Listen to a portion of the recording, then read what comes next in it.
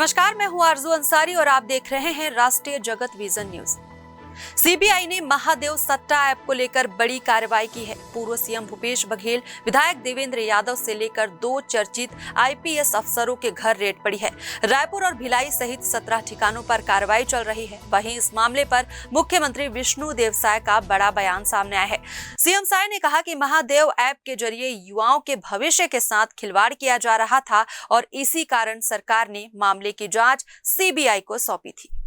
देखिए, जहाँ तक मुझे जानकारी है, महादेव ऐप को लेके छापा पड़ा है और सबको मालूम है, दुनिया को मालूम है कि महादेव सट्टा ऐप के माध्यम से छत्तीसगढ़ में हमारे लोगों के साथ और विशेषकर युवाओं के साथ उनके भविष्य के साथ खिलवाड़ किया गया, उनको सट्टा के लत में फंसाया गया, जिसकी शिकायत हुई और इसके मुलजिम देश के बाहर भी हैं। इसलिए प्रदेश ने इसको सीबीआई को सौंपा था और सीबीआई इसके जांच के तहत आज वहां पर छापा डाला है।